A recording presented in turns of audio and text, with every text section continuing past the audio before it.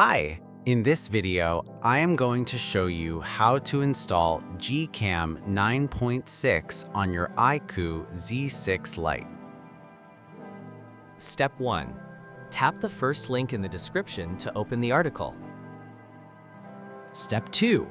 Scroll to the download section and download the GCam APK file. Step 3. Follow the How to Install guide for step-by-step instructions.